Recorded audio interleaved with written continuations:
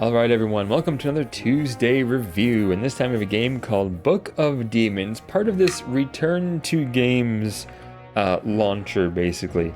That's the best way to describe it, because the way it's set up is it's set up where you have like these different games that are going to be books on all these pedestals. Right now, there's only two games that are actually officially released. You have Book of Demons and Hellcard. Both are in the same sort of story slash universe, so to speak, but different games entirely. So we're going to focus on Book of Demons and not Hellcard. They do have a game coming up called Book of Aliens, and that is very much an XCOM inspired game. So the whole premise of this, making all these books, this library, where as you play it, it's like paper versions, almost like pop-up bookish versions of these games. All the enemies are two-dimensional, your character's two-dimensional. Book of Demons is very much a hack and slash, top-down hack and slash RPG with level gaining. Very much like Diablo. There are some very important differences to keep in mind, and we'll go over those real quick. So, first off, you can only choose the warrior when you first start the game. Until you get the warrior to a certain level, then you can unlock the other two, and you can play the other two, which is the archer, hunter character, and the mage, of course. And of course, the mage looks like Mr. T, so I had to name him Mr. T, but I spelled it T as the drink because I had to make that reference there. There's no other name I could give him because I thought it was funny. But yeah. This is three kind of characters you had to choose from in the original Diablo. So very much, it wears its inspiration on its sleeve. It's not shy about that at all. As far as Diablo gameplay, I mean, you've got the town and you've got characters you can interact with. Not exactly a shop per se, but you have the card person here, fortune teller, who deals with the cards and where you can go to upgrade cards. You can upgrade cards by getting cards that are called runes, and you can actually fuse two of the same rune to get a better rune card that you might need to upgrade the cards that you have. So you can upgrade cards, you can charge cards. So when you find, let's say, the potion card or various other potion cards that have X amount of charges to them, and potion is, you have a max charge of 8, so you can only have 8 charges to a potion. You basically can go here to recharge them or explore a dungeon and find potions to recharge them. That'll happen too.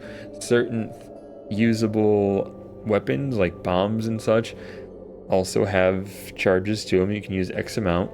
Then you have these blue cards that are ability cards. They will use mana, which is your blue section over here. You have equipment cards that will use a reserve of your mana.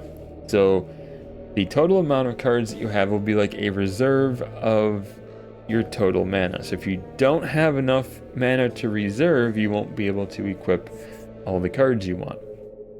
So it becomes a balance of what cards you want and what how you want to arrange your loadout, basically.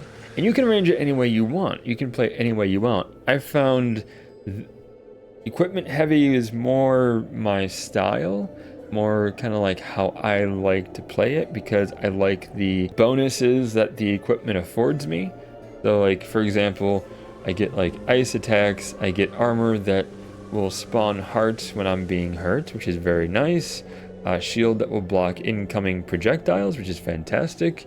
Boots that will protect me from floor damage like fire and webs, so that's awesome. And amulets that will help regenerate health and mana, because it does not regenerate normally, so these actually help that to kind of regenerate. That's kind of a nice thing to have. An equipment, a shadow sword that will actually strike an additional enemy as I'm attacking, so that's really good for mobs. And then I have the rabbit's foot, which helps to avoid stun, and cursor knockback. That's a thing, so you can get stunned and then you get these stars you have to click on in order to undo that stun.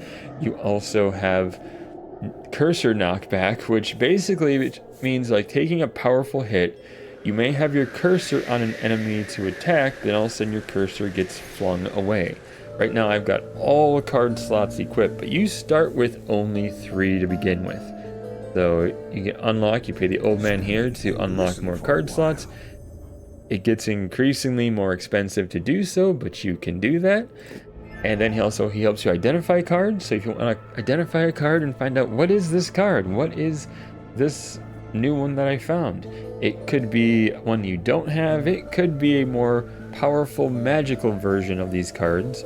So like the basic bronze color is your basic version of most of these cards, and I also have like other versions. If I go to my card collection, I go to this right here, and I've got 2 silver ones that are actually more magical versions of just the common shadow sword. This lady right here, talk to her, you can buy golden keys to face bosses again. So if you get a golden key, you can face one of the 3 major bosses one more time. Once you clear a level, you can't go back and refight monsters and grind levels. But once you beat the entire game by beating all 3 major bosses, you can free play and go ahead and grind to your heart's content. But you can also buy these golden keys to face those bosses again and face them under a harder difficulty. Magic Cauldron is as you gain levels, so you have a choice when you gain a level to increase your health or increase your mana. And it's important to not neglect mana even as a warrior character, because again, that's how you are able to do your equipment or do your warrior abilities in those cards that you have.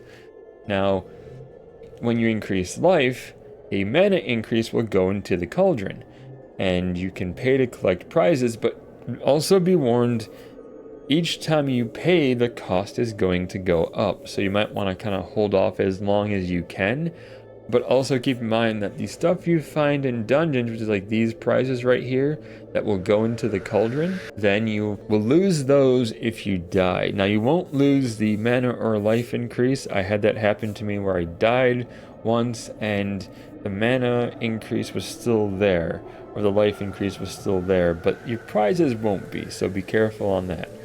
One thing, if you do die in the dungeon here, in any of these sections, then you will basically lose all of your stuff. And you have to go there, and you have to essentially collect it where you died, which can get kind of tricky. Just keep that in mind. If you do die, you have to go and re-find all of your stuff. So be careful on that. And then, of course, 3 bosses, they show the Diablo inspiration, the cook. Of course, that is the butcher from the first one. You have the anti-pope, and then you have the archdemon, which is like the paper version of Diablo himself. Kind of showing you the game here, going real quick. So as far as gameplay against monsters, you can only follow this path. You cannot go off the path. That is the only thing you can follow. The game does encourage you to explore and to find everything, because you'll get points that go towards more avatars that you can have to represent you, and you unlock more as you get more points. So if you completely clear a level, you get more points for doing so. If you get any achievements while you're playing the game, you will get more points to go towards avatars. So that's kind of nice. Then as you go, you just kind of follow this until you encounter enemies. I've kind of fought quite a few enemies in this section, so it's kind of get to an area where there's more enemies like this right here. You'll want to click on them to defeat them. Those are just kind of weak enemies that were spawns of various things. Now you see footprints on the ground. Gold footprints means completely explored. You went down there and there's no other path to go down. You have chests, loot you can open, loot that's dropped by enemies, especially bosses. Then you'll have enemies here which have hearts to them. They might have a shield. You have to break the shield by clicking on it first in order to do any damage. You will have some hearts that will have fire on them. You have to use like two more hits. Oh, hello. Feel that. Use that real quick. With these hearts, though I don't die as I'm talking. But yeah, frozen hearts you might have, which you have to use flame on them, like a fire attack, in order to get them more damage. So 2 hits normally for either fire or ice encased hearts, or if you have the opposing element. So for fire, ice attacks, or for ice, fire attacks, and then only take 1 to remove the protection, and then 1 more to remove that Heart of Life. So the game has a very simple kind of gameplay to it, but it also has a complexity to it that really takes a bit of thought to try to master. And the game will let you know, hey, have I gotten everything? Have I gone everywhere? Tab brings up your map, and it will let you know, it's like, hey, did I get everything? Have I explored everywhere that can be explored? It'll show you the yellow areas, like, I've explored these already. I've already gone here. We're fantastic.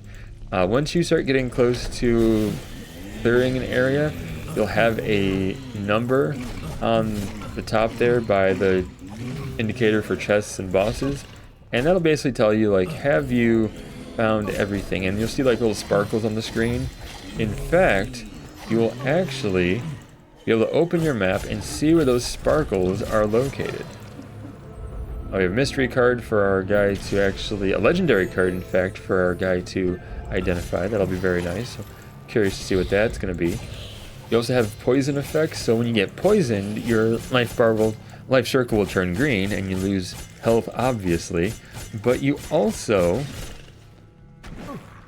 can wait, and then when it starts getting these like rings that come from it, there's that stun effect I was telling you about. When you get like rings coming from your poisoned health circle, you can click on it and it will dispel your poison. So you can just wait and dispel poison. You can actually have some antidotes on hand and dispel the poison. That's a possibility too, so your choice. Now, as you can see, I've cleared most of the enemies, and now I've got some sparkle here in number 2, which means we've got 2 sarcophagus that I need to do, and you can also open your map and be like, where are they at? So you see on the map, I've got this right here and this over here. So you can easily find what you need in order to complete this particular level of this area. Yeah, very Diablo inspired, very much a game that is like, hey, we are trying to be a Diablo while being something entirely unique and entirely different. And to be honest, I had fun with this game. I had a blast just playing this game, going through. I love Diablo. I love games like Diablo. I love playing them. And this game just kind of, it felt familiar while being something entirely different. If that makes any sense. Like, it's completely familiar. It is definitely Diablo while being something entirely new and entirely different. So overall, this game is a fun time. So I really recommend playing it if you're into Diablo. If you like Diablo and you want a new Diablo-like experience, definitely play this game. If you want to try the Hell card, it is more of a roguelike game, so keep that in mind. If you're into roguelikes, that could be a fun experience for you. I'm excited to see where this game developer goes as far as the new games they come out with. So far we have a Diablo game, or Diablo-like game they have that came out, and we have a XCOM-like game that's in the works. I'm excited to find out what are the other games they're going to bring out and what kind of gameplay they're going to have. But that's my review of Book of Demons. Thank you so much for watching. We will see you next time. Until then, stay awesome, and we will see you then.